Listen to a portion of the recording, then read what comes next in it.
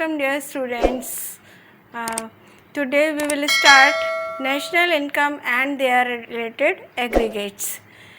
कुछ aggregates हम पहले डिस्कस कर चुके हैं. Now we will discuss the some first aggregate is investment. Investment दो तरीके के होते हैं, gross and net. तो पहले तो investment क्या है? Investment होता है जो भी हमारे पास आज है उसमें अगर हम कुछ एडिशन करते हैं और वो एडिशन लॉन्ग पीरियड के लिए होता है तो हम कहते हैं हमने इन्वेस्टमेंट किया है. और इन्वेस्टमेंट का एक पर्पज़ और भी होता है कि उससे फर्दर इनकम प्रोड्यूस की जा सकती है. इन्वेस्टमेंट लाइक हमने घर बना लिया, इन्वेस्टमेंट वो नहीं है. इन्वेस्टमेंट हमारी वो बिल्डिंग है जिसमें हम कुछ प्रोडक्शन करने जा रहे हैं. अगर हम इसी घर में कोई फैक्ट्री लगा लेते हैं जिससे हमें प्रोडक्शन मिलता है, कुछ लोगों को इनकम मिलती है, कंट्री का प्रोडक्शन बढ़ता है, इंक्रीज़ होता है, तो हम कहते हैं हमने इन्वेस्टमेंट किया. तो investment means addition made to the stock of capital goods. जो कैपिटल गुड्स थी हमारी उनमें कुछ स्टॉक हमने, जैसे हमने बिल्डिंग बनाई, building for practical for production, equipments, उसमें कुछ इक्विपमेंट्स मतलब मशीनें लगवाई या कोई भी और जो भी है उस फैक्ट्री के प्रोडक्शन से रिलेटेड इक्विपमेंट्स है वो हमने परचेज़ किया है. या इन्वेंट्री कुछ ऐसी की जो हमारी गुड्स को प्रोड्यूस करने के लिए ज़रूरी है. तो ऐसी कोई भी चीज़ वो होती है वो हम कहते हैं इन्वेस्टमेंट. अब इन्वेस्टमेंट में ग्रॉस और नेट क्या चीज़ है? ग्रॉस कहते हैं टोटल एडिशन, जो भी हमारा एडिशन हुआ है, जो हमारी एग्जिस्टिंग कैपिटल थी. जैसे मान लीजिए एक बिल्डिंग आज तक थी हमारे पास, ठीक है, कुछ मशीन थी, हमने क्या किया, एक नई मशीन और ख़रीद ली. तो जो नई मशीन ख़रीदी वो इन्वेस्टमेंट है. इस तरीके का जो भी हमने परचेजिंग की है वो इन्वेस्टमेंट, ग्रॉस इन्वेस्टमेंट होती है. अब ग्रॉस में एक चीज़ होती है डेप्रिसिएशन.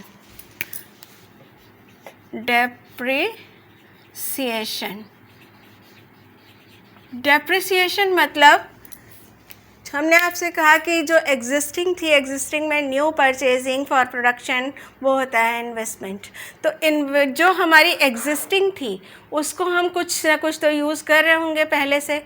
तो अगर हम कोई चीज़ यूज़ करते हैं तो उसमें कुछ घिसावट होने लगती है, कुछ कमियां होने लगती है. लाइक कभी मशीन ख़राब होने लगती है, कभी उसमें तेल की रिक्वायरमेंट ज़्यादा होने लगती है, कभी कुछ घिसावट होती है, उसकी रिपेयरिंग करानी पड़ती है. तो इस तरीके की जो चीज़ें होती है वो डेप्रिसिएशन होती है जो कि ग्रॉस से कम हो जाती है. जैसे हमने एडिशनली मान लीजिए हमारे पास 1000 करोड़ की प्रॉपर्टी थी, हमने और जोड़ दिया उसमें, वो 1500 की हो गई. लेकिन जो पुरानी 1000 की थी उसमें कुछ टूट फूट हो रही थी, कुछ मरम्मत करानी पड़ी, वो हो गई हमारी 200 करोड़ की.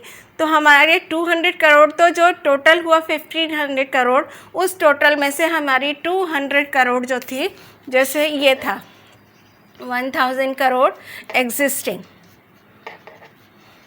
ठीक है, एडिशन हुआ 500 करोड़ का,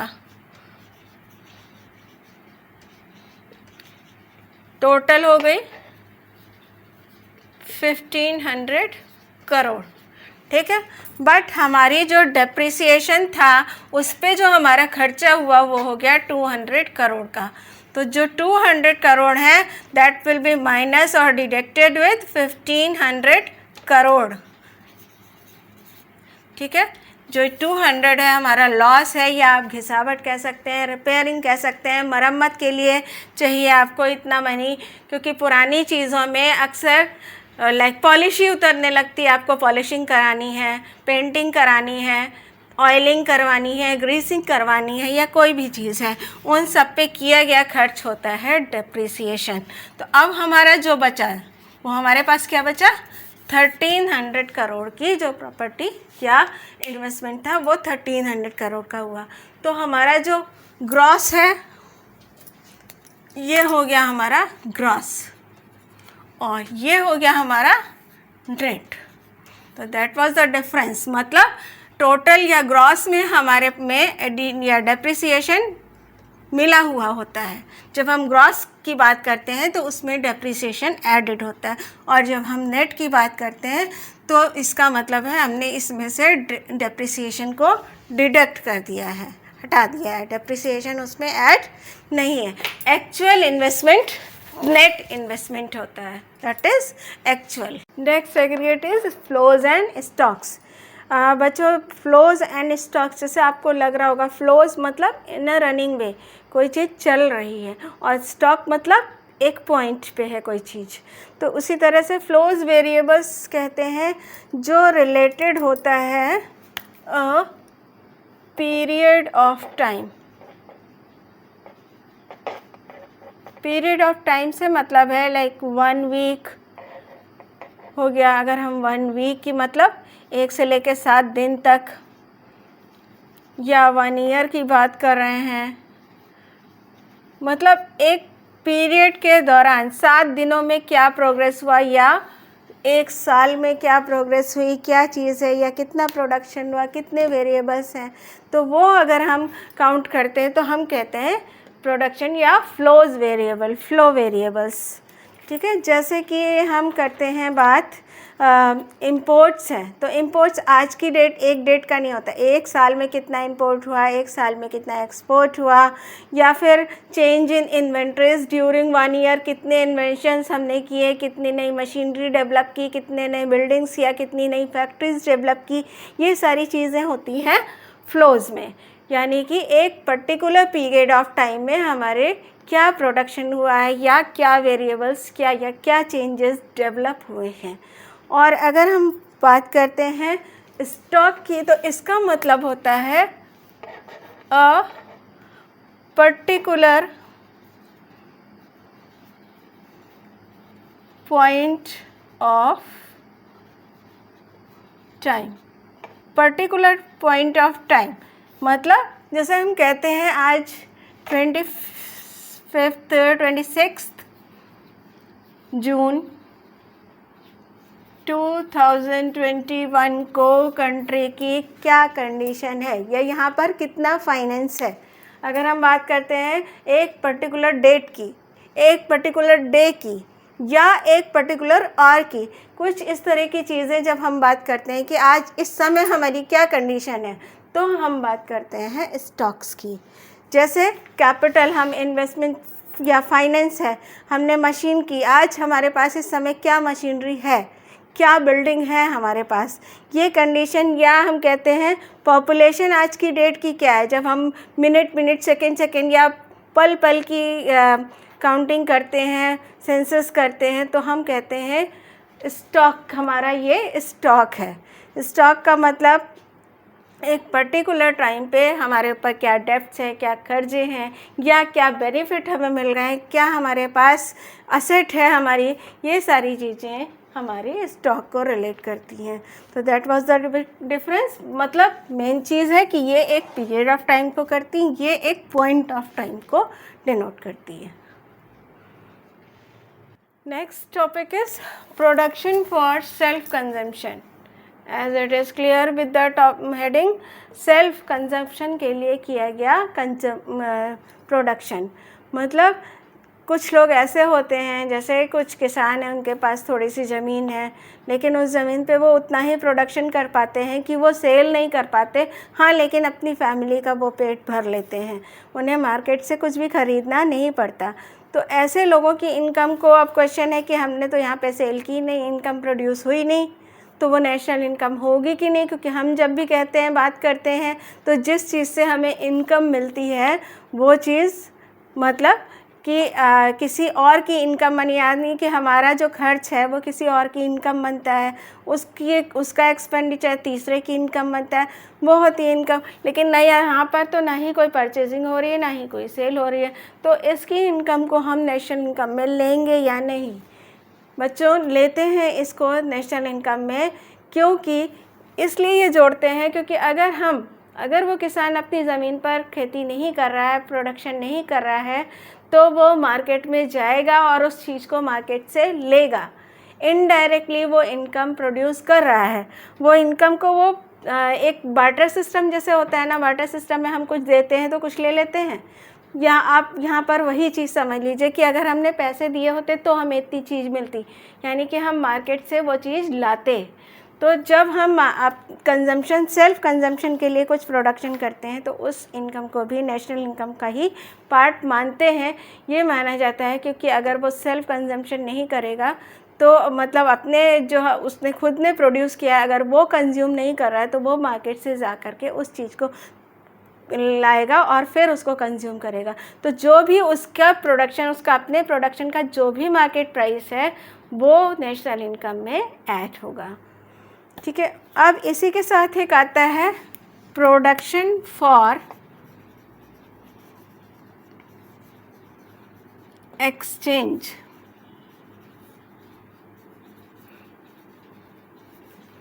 प्रोडक्शन फॉर एक्सचेंज मतलब कि उसने कुछ प्रोडक्शन किया, जैसे कि अब जब सपोज हम किसान की बात कर रहे हैं तो किसान प्रोड्यूस कर सकता है, लेकिन कभी कभी लैंड की लिमिटेशन होती है कि एक ही तरह की लैंड पर हर चीज़ नहीं हो सकती, हर चीज़ हम नहीं वो कर सकते, तो फिर उसके पास एक लिमिटेशन हो जाती है, या तो वो वही चीज़ कंज्यूम करता रहे या फिर किसी और से उस चीज़ को एक्सचेंज कर ले।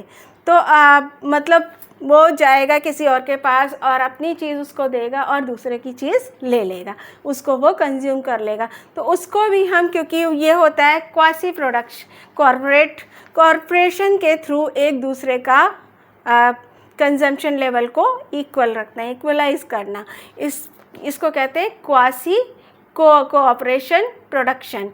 आप मतलब इस तरह के जो एंटरप्राइजेस होते हैं ये छोटे छोटे आपसी सहमति से चलते हैं कि भाई तुम्हारी ज़मीन इसके लिए सूटेबल है, तुम ये प्रोड्यूस कर लो, हमारी ज़मीन इस चीज़ के लिए सूटेबल है, हम ये चीज़ प्रोड्यूस कर लेंगे, और फिर बाद में जो टोटल प्रोडक्शन होता है उसको आपस में डिस्ट्रीब्यूट कर लेते हैं, एक्सचेंज कर लेते हैं एक दूसरे से।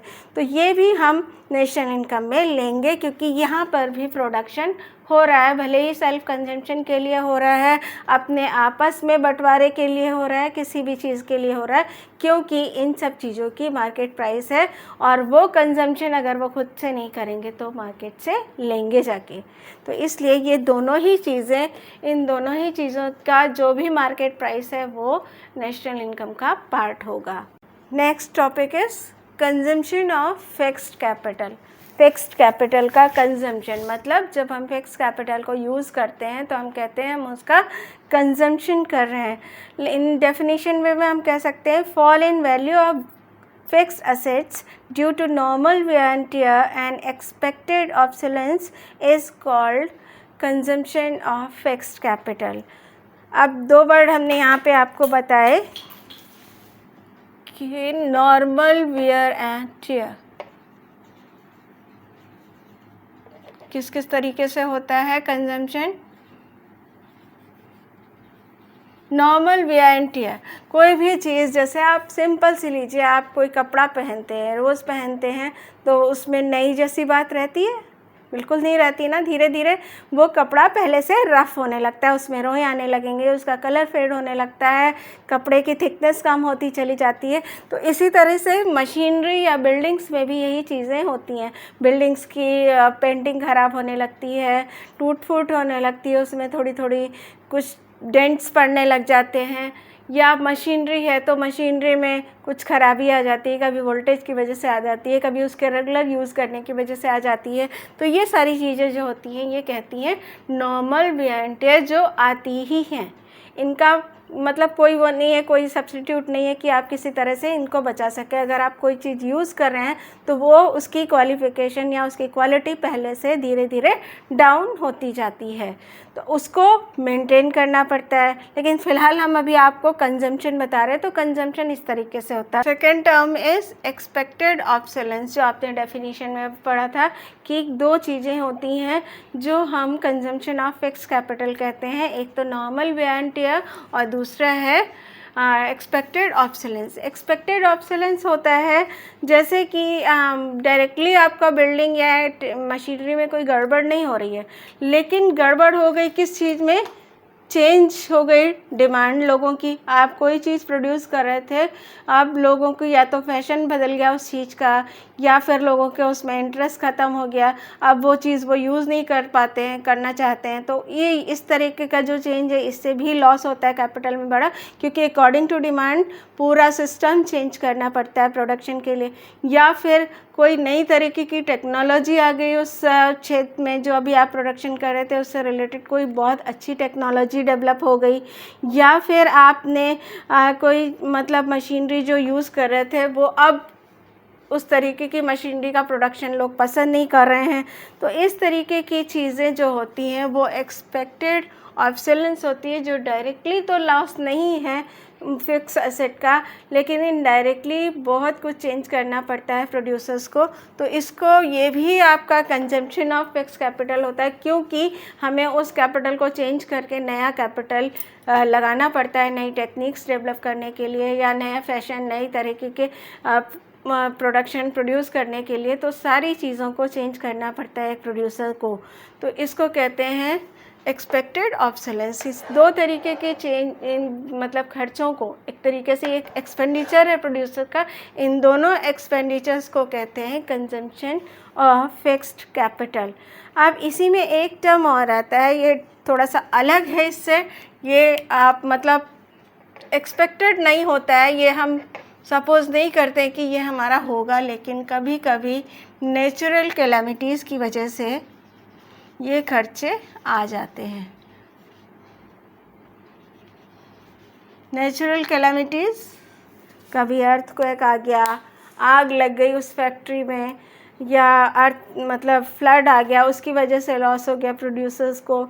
इस तरीके की जो चीज़ें हैं वो कैपिटल लॉस को करती हैं। अब इसमें कभी कभी होता है कि कुछ लोग फंड्स देते हैं उस चीज़ को फिर से सेट करने के लिए, जिससे फैक्ट्री को कोई अचानक से अर्थक्वेक आ गया, पूरी फैक्ट्री डूब गई, या आग लग गई, पूरी फैक्ट्री ख़राब हो गई, तो उसके फेवर में कुछ लोग खड़े होते हैं जो उनको फंड्स प्रोवाइड करते हैं।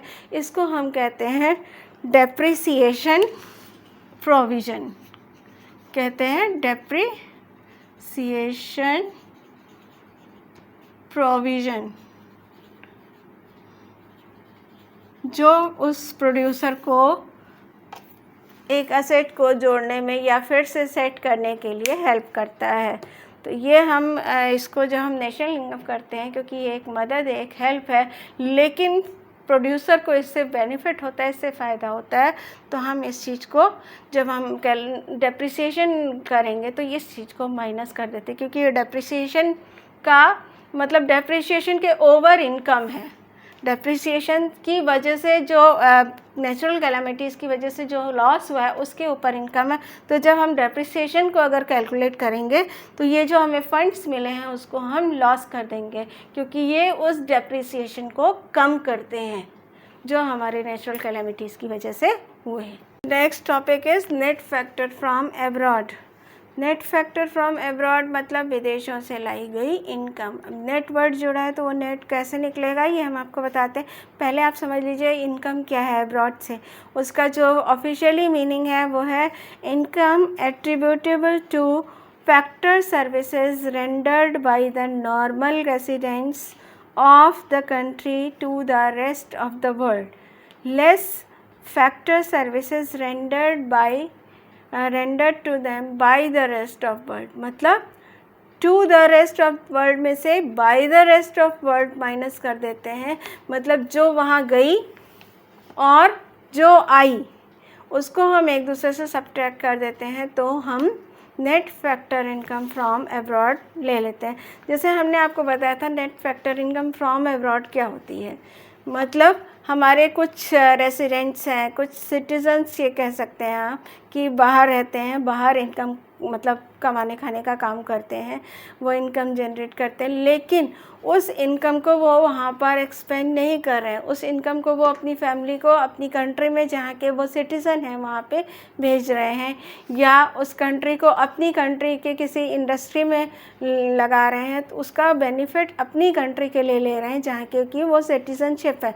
तो उसको हम कहते हैं net factor income from abroad. ठीक है, अब वो हो गई वहाँ से हमें जो इनकम मिली।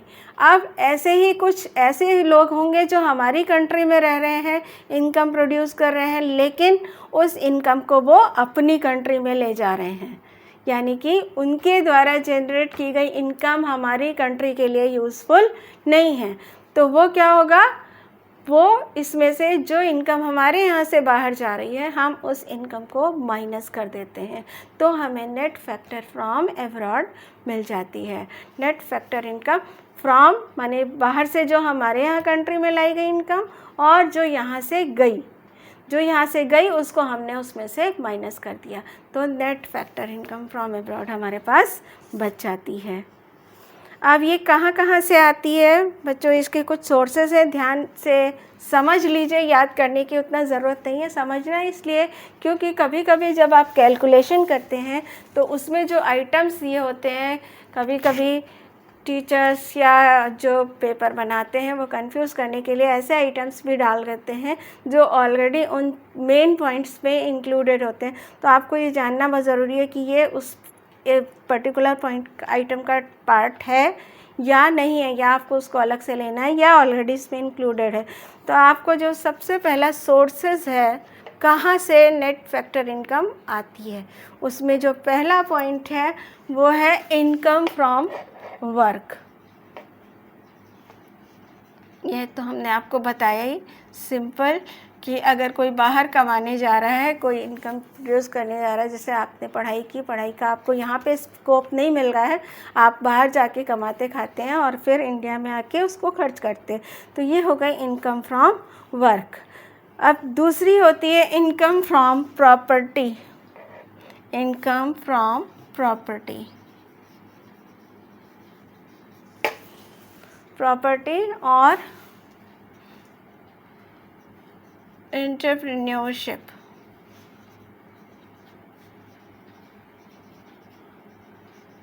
ठीक है, इसका मतलब आपने कोई बाहर इंडस्ट्री लगाई, कोई फैक्ट्री लगाई, कोई वहाँ पे आप काम कर रहे हैं, या आपने कोई वहाँ पे बिल्डिंग परचेज कर ली, तो उसमें जो इनकम प्रोड्यूस हो रही है वो इसका पार्ट होगी नेट फैक्टर इनकम का।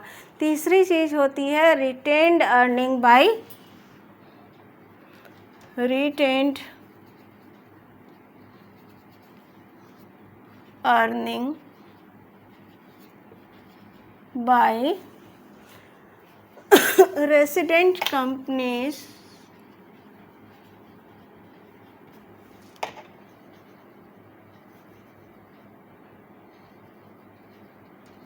abroad। कुछ रेसिडेंट कंपनी, रेसिडेंट आपको पता है, रेसिडेंट वर्ड का मतलब होता है इकोनॉमिक बेनिफिट किस कंट्री के हैं, वो कहाँ है इससे मतलब नहीं है। आपके इकोनॉमिक बेनिफिट इंडिया के लिए हैं, तो आप फैक्ट्री अगर अमेरिका में लगा रहे हैं, इंग्लैंड में लगा रहे हैं, चीन में लगा रहे हैं, नो मैटर, आपके जहाँ के लिए भी आपकी अर्निंग जिस कंट्री के लिए बेनिफिशियल है, अगर आप उसी कंट्री के सिटीजनशिप है तो आपकी income factor income from abroad मानी जाएगी, उसका पार्ट होगा। तो ये सोर्सेस थे जहाँ पर से हमें अब्रॉड यानी कि विदेशों से इनकम मिलती है। नेट कैसे बनाना है ये हमने आपको बता दिया। यही चीज़ें, यही काम अगर हमारी कंट्री में कोई दूसरी कंट्री के लोग लेकर के करते हैं तो हम उसको कहते हैं net factor income by the abroad. So guys, thank you for watching the video. और बच्चों वैसे तो हमें लग रहा है कि कॉन्सेप्ट्स आपको क्लियर होंगे, समझ आ गए होंगे।